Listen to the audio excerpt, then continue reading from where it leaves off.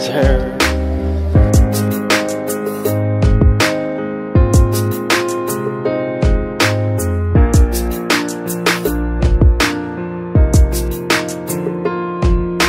So I just arrived in Canby. This is gonna be one long surprise. Today's Thursday. Actually, it's Friday already. It's midnight. So I'm not gonna see Abby today. I'm at her parents' house, dad's house right now. And I will be sleeping here. Then next week, I'm surprising her on Saturday. So in like 2 days basically. Day one, me waiting. I flew in town last night, and I'm supposed to be. I'm proposing to my lady tomorrow evening. She doesn't know I'm in town. She's hanging out with my little sister, and I'm just chilling. I'm actually gonna board a little bit, but you know what? I'm gonna wait. And I'm waiting and waiting. These 24 hours are gonna go by really slow. And I'm about to go to sleep. Actually, it's 10:30 p.m. I believe. I'm going to sleep in less than 24 hours. I will be proposing to my best friend.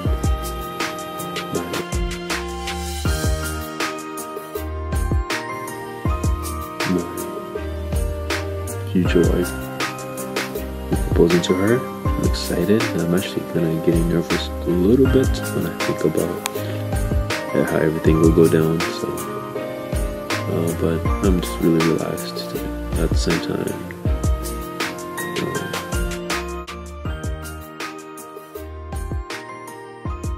So I just woke up this morning, and today is the day.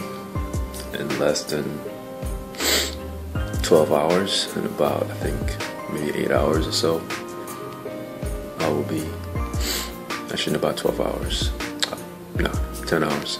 Anyway, I'll be proposing to my lady. I look forward to it. I'm excited.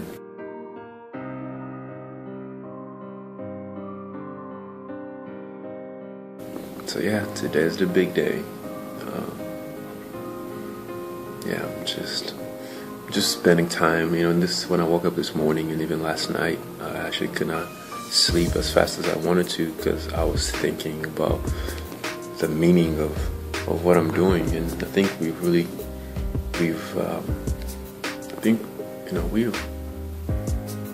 we've lost, as a society, we've lost the meaning of a lot of things, and especially the meaning of love and romance and family and sex, and we've really lost it. And to see the effects of it, all you have to do is just look around you and you'll see and how this has affected people and families and men and women. And we've really, we look at things upside down, and I think we try to innovate certain principles that are just the foundation of society, the foundation of not even society, it's just foundation of being, of living. And that's a different story. But yeah, so I was just thinking about proposing. I understand I understand the excitement and all the good things that come with it, but just the actual thing, what I'm doing basically, I guess what I was realizing is that this is a huge deal.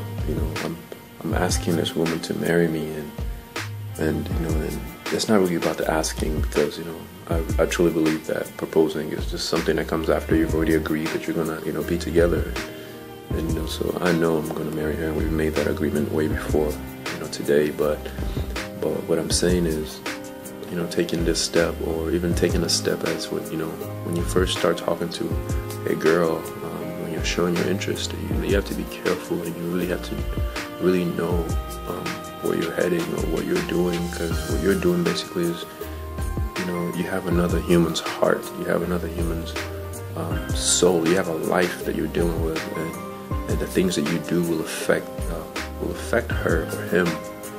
And so, I remember days in my past where things as small as flirting, or you talk to a girl and you keep talking to her when you know you shouldn't be talking to her.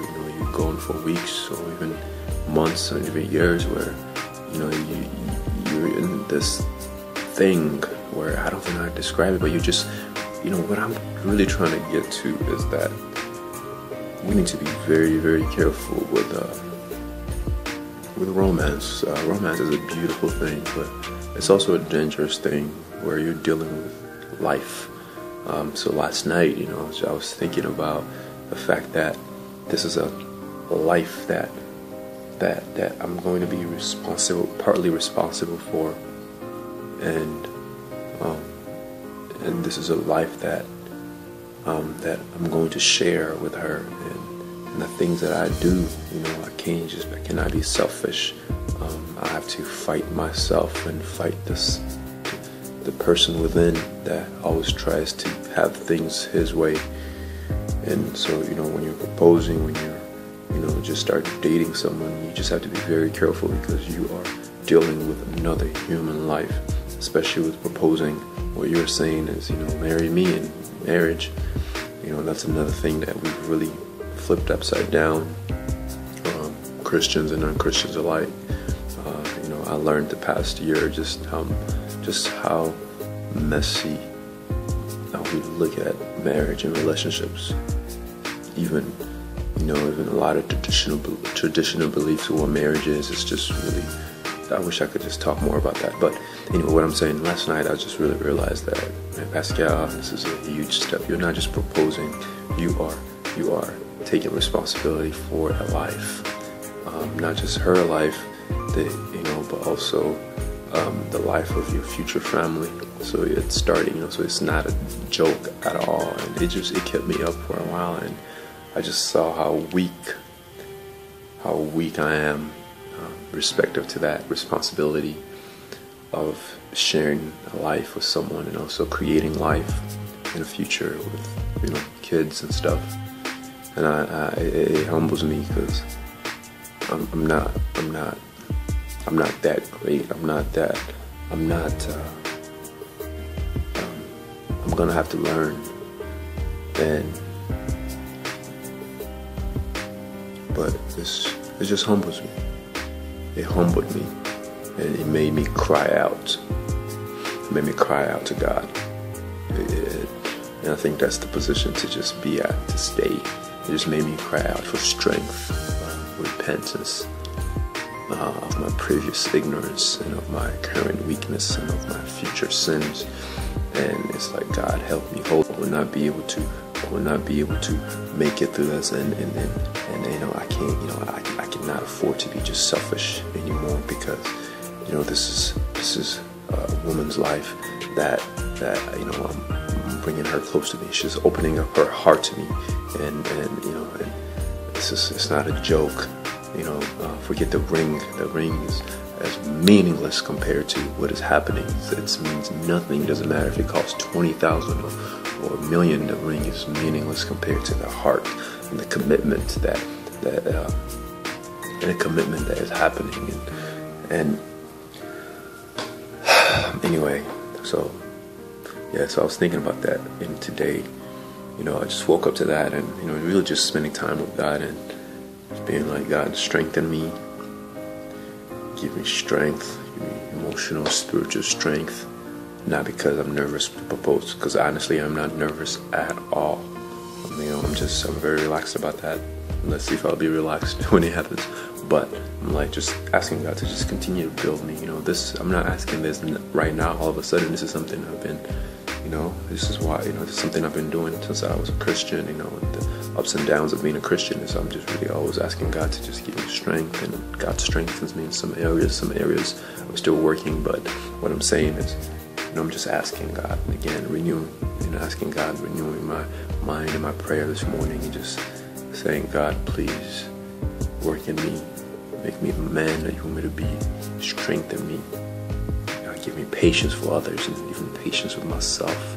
Help me to know you and to put my whole self, my intellect, my emotion, my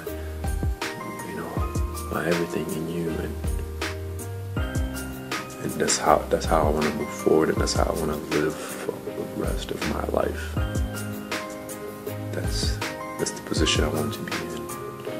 But most of all, help me in this process and the step that I'm taking to ask this woman to be my wife and to marry me, and just help me, Lord, to understand the significance of that.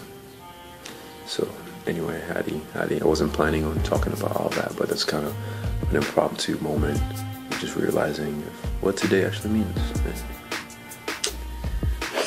see you later.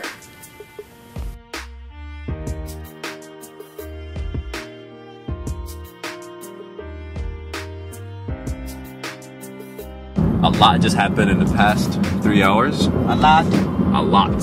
A lot. A lot. So a lot just happened. So I'm not sure if I told you what happened. So Steve, Abby's dad, is in the hospital. I think I say that. But the proposal is still on, and so right now we're doing an emergency drive, 45 minutes away. And there's a truck driver that's going slow on purpose. But 45 minutes away. Plan. He knows the plan, and he's trying to mess it up, so he's going slow. Man, as soon as I can cut him, I'm gonna cut him like there's. Here we go. So it's 40 miles per hour. Okay, let me relax. I'll relax. There's a speed zone. We don't want to get pulled over. So anyway, so I'm just recording this, just to let you know what we're doing. So right now we're about to go do kind of an impromptu proposal. They're at the Abby and my sister and Auntie Maureen. They're at the Japanese garden. It's about 50 minutes away, and we're driving there. And Kia is, man, that he's been helping me like work through this stress out. It's been great having another brain. He's been throwing out ideas like there's no end. So anyway, so we're doing this, and we'll go propose to her, and life happens. Life throws you curveballs, and you still gotta hit them. Hit them, yeah. The outfield. So anyway, so we're leaving, and here we go. Yep. Out.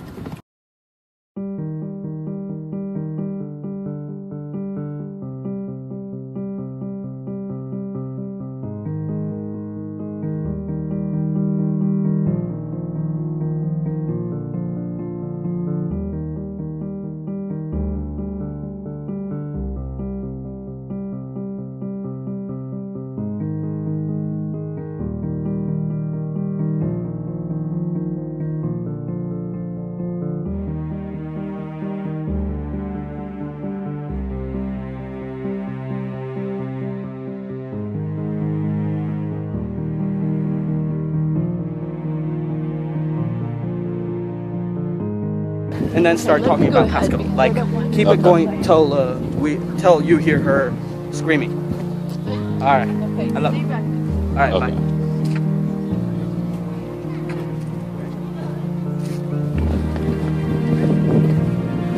Oh, this is crazy.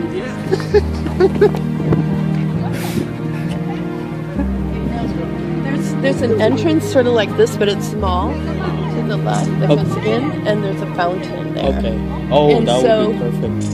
They're kind of hanging out around the fountain. Yeah. We will be there? All right. We'll be there.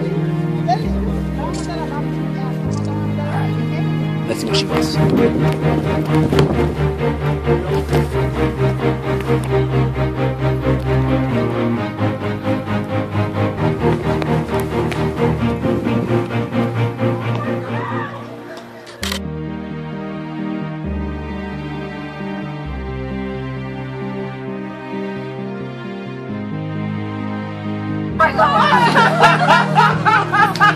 Hey there, sister!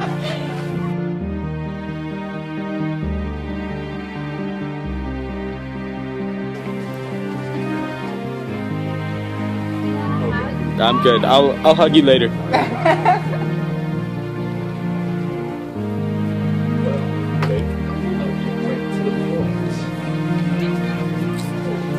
sister.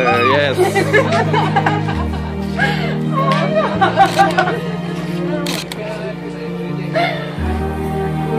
Yeah, I'm so happy for her.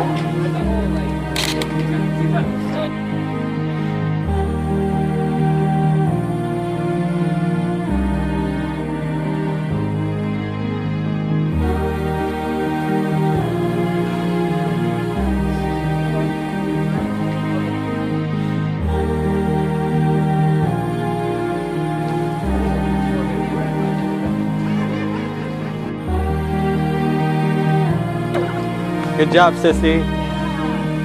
I'm proud of you guys. Get out. Beautiful place. Beautiful people. You have no clue what we did today. We have gone through so much. You've gone through so much. Okay, you know. I'm sleeping in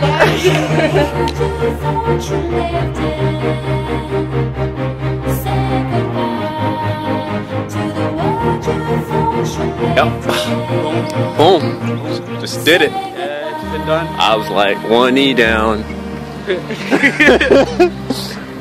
I got 1 knee, proposed to her. Man, I was not gonna let anything stop it.